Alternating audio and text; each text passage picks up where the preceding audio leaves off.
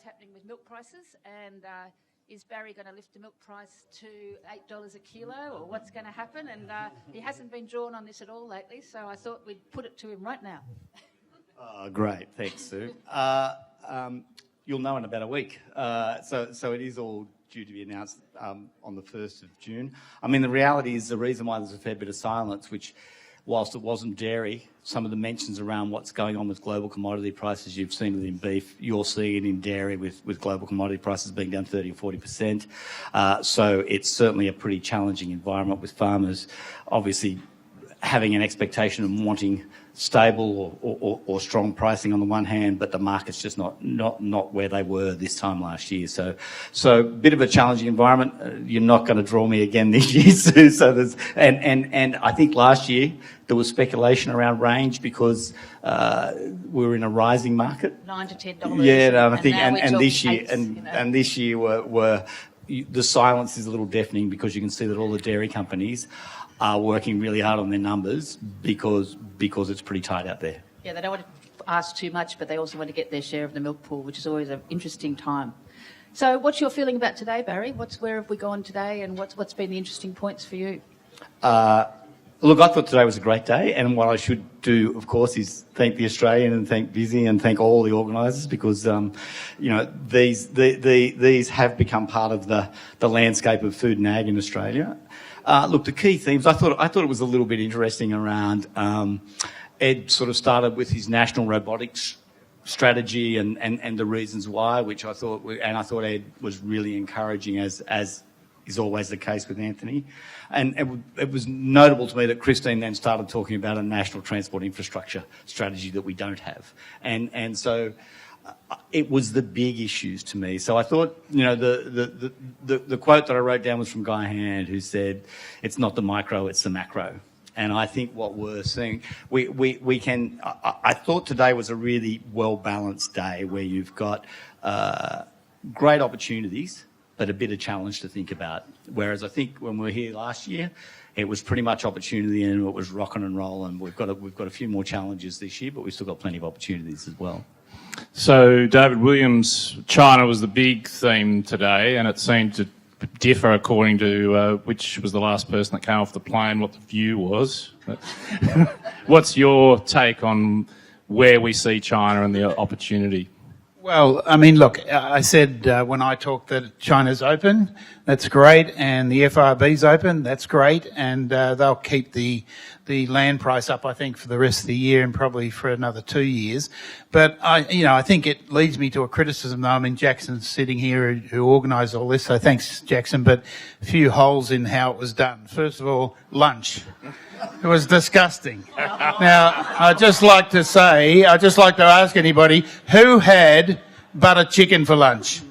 Nobody. Who had gado? Nobody. Well, why not? Because they don't care about the Indians or the Indos. We're still concentrating on China, for Christ's sake.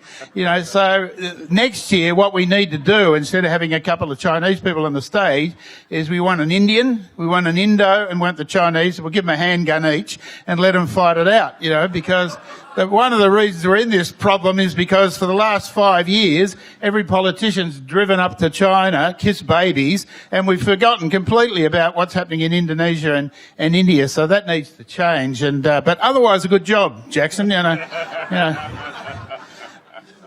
I think the highlights for me. First of all, there was a couple of great things today. I think what the session with Bundaberg Ginger and Darryl Lee, was really fantastic just to see what sort of business those guys are doing. And, Bundaberg Ginger's doing nearly like 100 million of ginger beer into the US. But when you look at what they've achieved in other countries, amazing. Like the biggest selling product in Korea, South Korea, is, believe it or not, their grapefruit.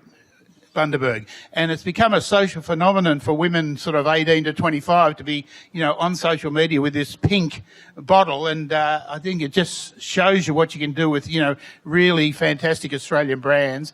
The other one, of course, is Darryl Lee, and I don't know what they're doing into America, because I haven't seen the numbers off the back of the truck, but I think it's about 70 million of black licorice into America, and going like gangbusters. So that was really a big highlight, I think.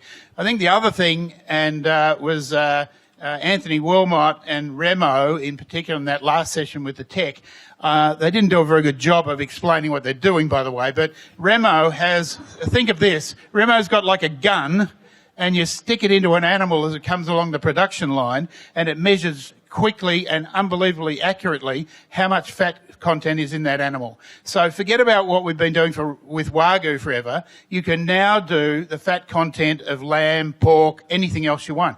And just, I mean, he's only been out with this product for the last 6 months or so, but in the last 6 months, every major abattoir in this country signed up to it, and half the abattoirs in the US have signed up to it, including the FDA, which now wants to use it, because what happened in the past, you get a Wagyu animal, you kill it, but when you kill it, you can't really see the fat, so you have to put it in a cooler, then you bring it out, and then you look it up against the lookup table.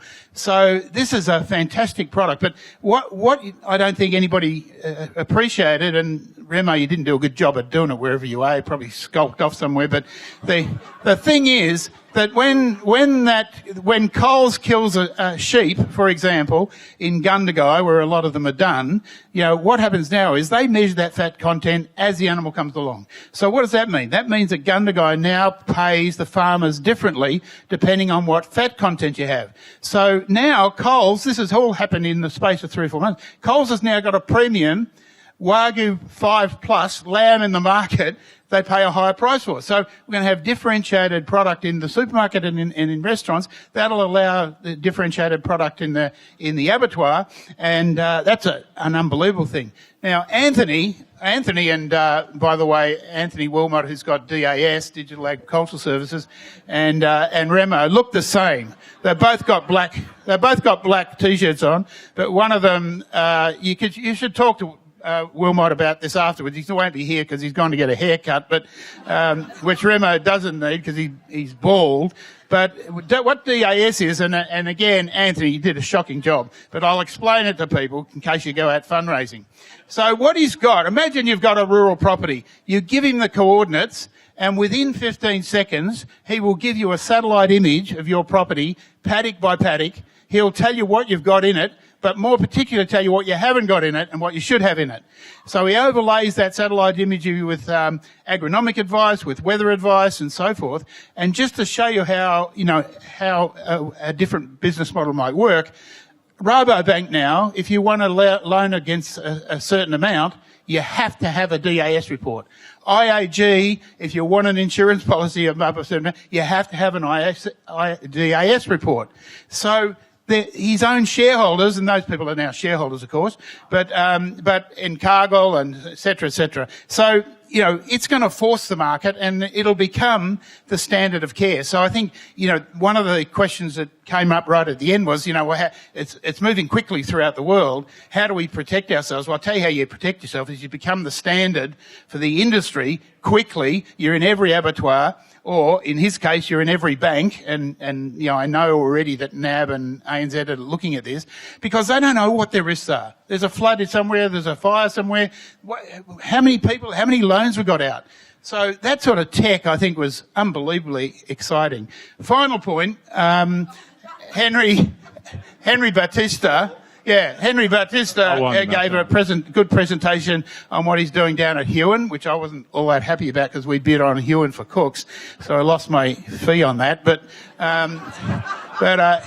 you know, the Battista family and Henry, if he's still here, I can't see him, but you know, when I sold him 6 abattoirs about 15 years ago, Henry was about 4 years old. So, and he still looks like he's only about 12. So, but Henry's he's a good bloke, and his father hates me because I sold him King Island Abattoir, which is now shut. So I made sure that the Australian photographer last night took a picture of him and me together, which I'll be sending to his father later. You know. But anyway, listen, thanks for coming. Seriously, Jackson, great job. And you won't be getting it again next year, but you did a good job this year. There's 2 things people should know. David's been my long-term advisor. I never ask him how he thinks I went. Because I never want his opinion. and then the second thing is, every time I stand on the stage beside David, I make sure I've got a glass of wine because I don't know what he's going to say. I think he just gave us a new version of diversity and inclusion training, but it was succinct, but not necessarily very good, David. But just so you know, the other thing I would say is that I always feel the need to put some balance, and I think one of the things I would say is that when we talk about China, I think we are too simplistic in a number of ways. So, we're now using language, China's open. Well, China's been open for a lot of stuff. And when we talk about success in China, one of the things that we sometimes forget is that they're a big commodity buyer. So when we're talking about global dairy commodities not quite, or being down, what are we talking about? We're actually talking about, increased production around the world, but also quite China. And so that's not anything to do with it being open or closed. It's just to do with whether they're buying or not. So when you think about the China market, people will talk about, well, you need to understand from your brand point of view that, every city's different, and that came across really well. But in terms of not the micro, the macro, when you think about what's happening with your commodity, never underestimate just exactly how much commodity China buys to fuel its food supply chain through its local branders. And so I think we've just got to be careful when we say, was it closed? It was closed to some things. It was open to a lot of things. And some of the changes we're seeing, I think, and again, there's great opportunity, but some of the changes are associated with commodity and the purchasing of commodity, as well as the lovely success stories around branded. I don't know if everybody knows, but Barry had very bad cancer for the last couple of years. And when he had it, I got a lot more words in. So I actually, even though he's come back from the dead, I prefer him to be a little bit sick still, I'm going to have one more go just for this return to surf. My oncologist said to me, while I was having really heavy-duty chemo, she said, look, you can have a glass of wine, but make sure it's only one or two, because if you have more than that, whatever hangover you've ever had in your life will be tenfold. Because of the impact of the chemo. David used to ring me when he was in Sydney and he would go, what are you doing, you lazy bastard? Get back to work. And normally I had a chemo pumping chemotherapy into me. And this one particular time he said, why don't you come out for lunch? You'll feel better.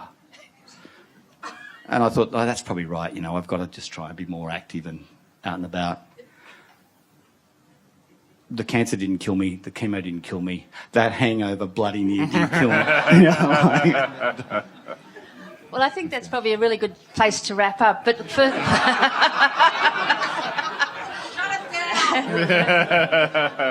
But first of all, I would really like to say thank you so much to Jackson for all he's done today. Jackson organised this Global Food Forum entirely, and this was the first one I haven't done, and it's been a pleasure to actually really enjoy it. Up till now, me and Damon have been the ones who've done the organising. Jackson did everything as well as all the presenting, and obviously did it incredibly well.